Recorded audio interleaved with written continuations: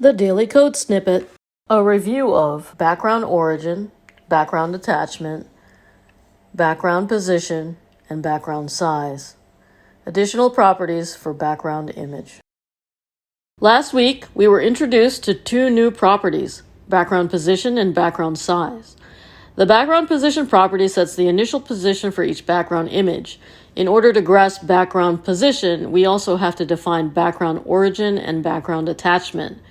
The background origin property sets whether the background's origin is relative to the border box, relative to the padding box, or relative to the content box. The default is from the padding box. The property accepts the global values of inherit, initial, revert, and unset, which have been described previously, but otherwise has the following values: background origin, border box, background origin, padding box, and background origin, content box. Note, the background origin property will be ignored if the background attachment is fixed, and we will review this in the next episode. Let's look at some examples. This is the HTML with which we are working. In section 1, we will demonstrate background origin as border box. In section 2, we will demonstrate background origin as padding box, and in section 3, we will demonstrate background origin as content box. In each section, we have created a div with a unique ID to target with our CSS. Let's look at the CSS for the first example, border box. Keep in mind, in order for you to visualize the difference between border box and padding box, we have to exaggerate the values, and none of these things are what you would ever want to do from a design perspective. With border box, the image will be positioned at the outer edge of the border. We will be keeping certain variables the same. We will keep the height, our border, padding, background color, background repeat, and the image we're loading the same from example to example. And in addition, we have cropped our Lake Thomas image to be smaller so that it is easy to visually see what's going on. This is how it would display. With padding box, the image will be positioned at the inner edge of the border, and it would look like this.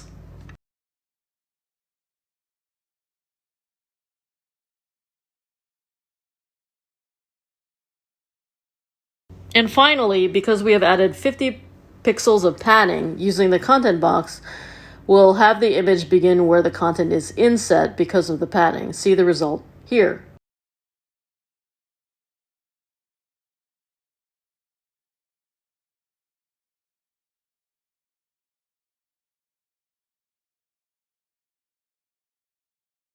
You can also use this property with gradients that we just learned about. Here is the HTML. And here is the CSS. In this example, we are combining a linear gradient that will begin at the inner edge of the padding and a radial gradient in the content box. We are indicating the colors using a color system that we have not yet gone over in depth, the RGBA system. Primarily, it's because we are setting a less than 100% opacity for our linear gradient to help our radial gradient show through. You specify the amount of red, green, and blue colors first, and then the last number is A, which stands for opacity. Any value less than 1 is less than opaque. This is how this would display.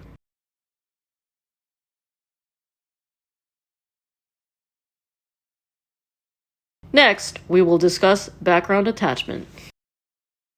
The background attachment property determines if a background image's position is fixed in the viewport or if it scrolls within its container. In addition to the global values of inherit, initial, revert, and unset, background attachment has the following values: background attachment scroll, background attachment fixed, and background attachment local. With fixed, the background is fixed relative to viewport. Even if the element is scrolling, the background will not move within the element. Local means the background is fixed relative to the contents of the element. With scroll, the background is fixed relative to the containing element and will not scroll with the contents. Here are examples. We have modified our previous example that showed hero and full width images. We will instead show the difference in behavior between scroll, fixed, and local by making code modifications to our full width images. Here is the HTML for the 3 relevant sections. We will be loading a background image into each section, targeting a particular class attribute for each. For section 2, we will demo fixed. For section 4, we will demo scroll. And finally, for section 6, we will demo local. The placeholder text has been truncated for sections 2 and 6. In these sections, to demonstrate the difference between fixed and local, we add a paragraph text element that overflows the element dimensions. Here is the CSS when using a fixed background attachment. We will keep many of the other properties the same from example to example, like the height, background color, background position, background size, and background repeat. You can see that the image stays in place in the background even as we scroll both the full page content and the text element within section 2.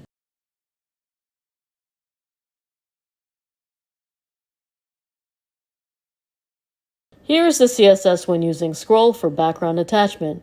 Here we have added some padding and changed the text color to white so it is easier to see. You can see that the image scrolls with the contents of the page. This is the default for background attachment. Here is the CSS for using local for background attachment. It was an addition with CSS 3. The background image will scroll with the page, but when scrolling the text within section 6, the background remains fixed.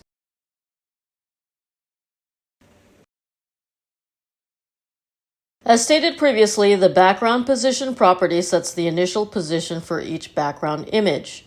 The background position property also accepts the global values of inherit, initial, revert, and unset. The background position can be set in multiple ways. Using top left, bottom right indicates an edge against which to place it.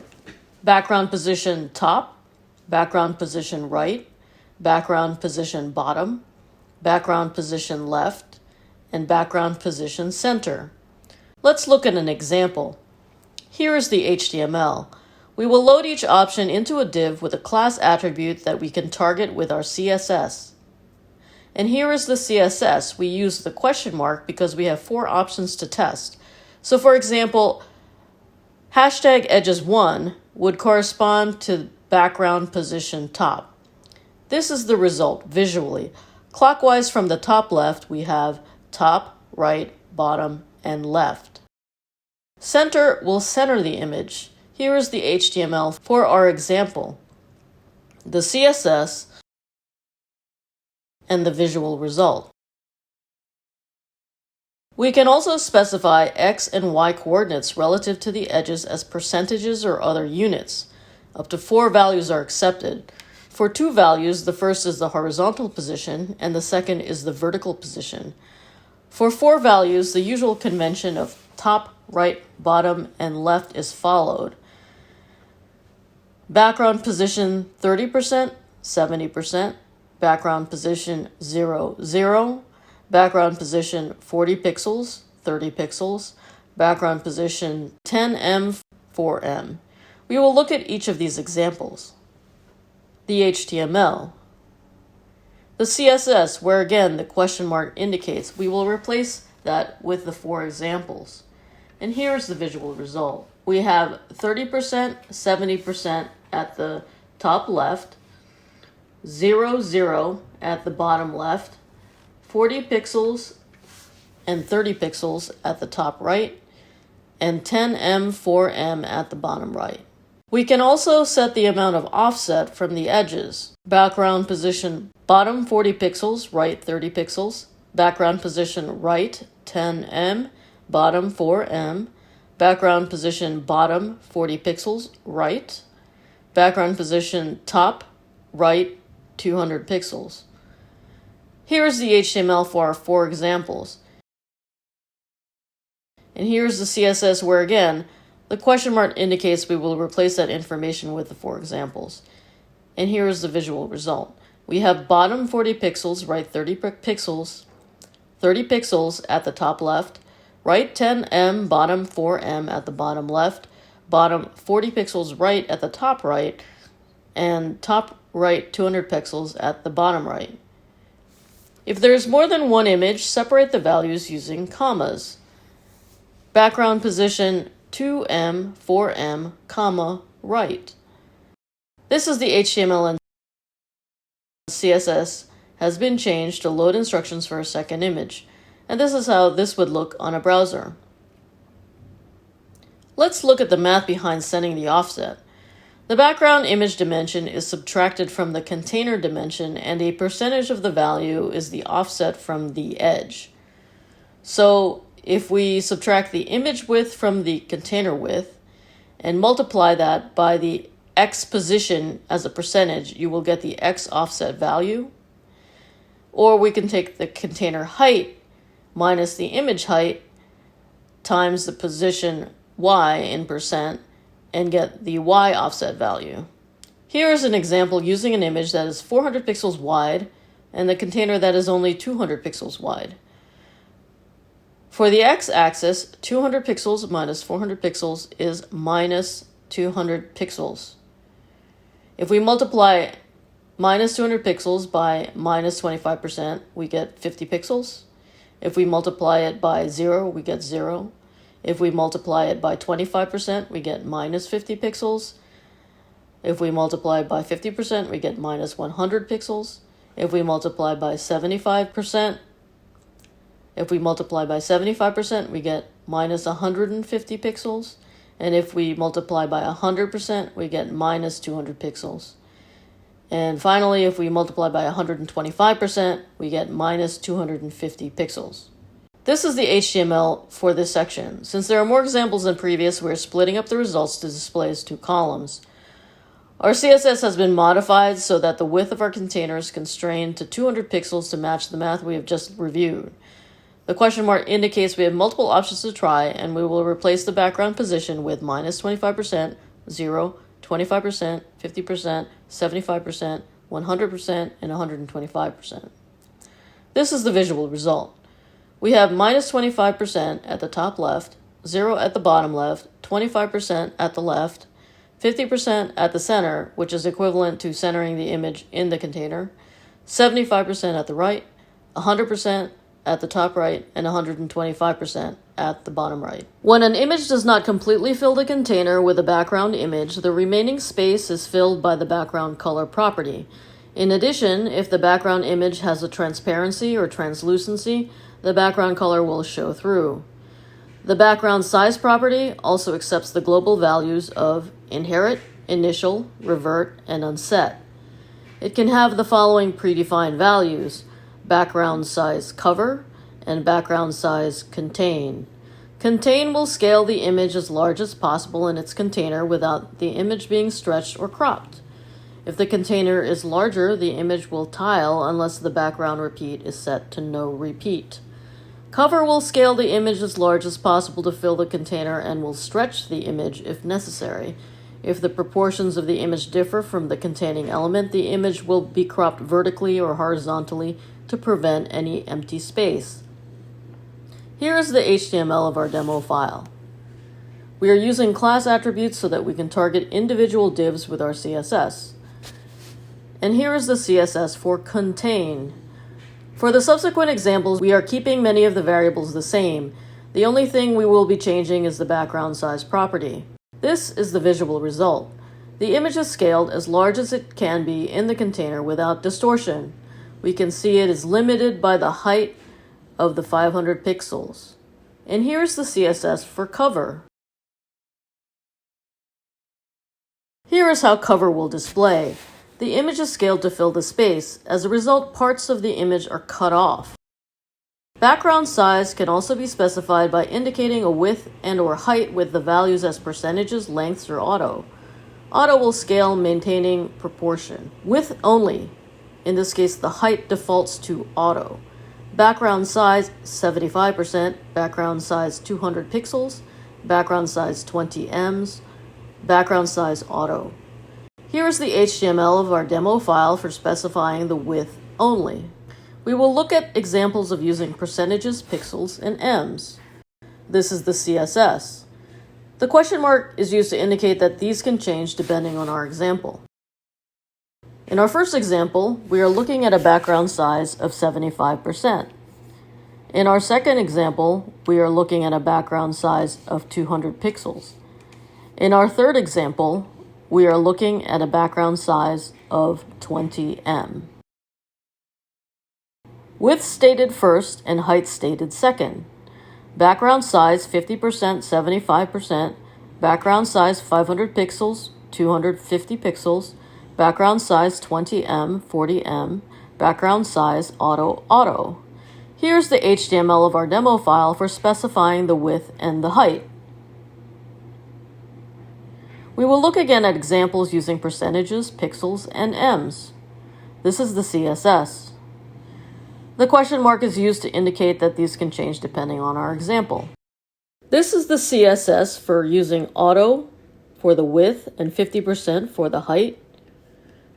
And this is the CSS for using auto for the height and 50% for the width. In our first example, we are looking at a background size of 50% and 75%.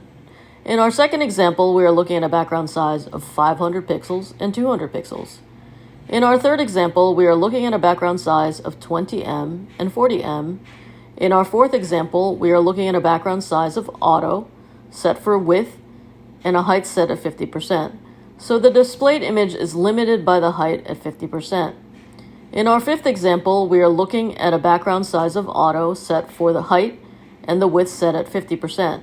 So the displayed image is limited by the width at 50%. The size of multiple background images can be controlled using commas to separate each instruction. For multiple background images, background size, auto, comma, contain. Here is the HTML for the example and the CSS. This is saying that the first image has a background size of auto width and auto height, while the second image has a background size of contain. This is how this would look visually. The seagrass image is scaled the largest it can be in the container. So in this case, the height of 500 pixels is the limitation. And the palmetto displays on top and displays at its native size. Note, auto would be distinct from auto. In the former, we are saying the width of two separate images is set to auto, while in the latter, we are saying the width and height of one image are set to auto. This is an HTML for an example using auto, and the CSS. And finally, the visual result. The image has a native width of 400 pixels and a height of 328 pixels. Since the container is larger, the image will display at its maximum native width and height with a background size of auto. Presented by Designers Learn Code.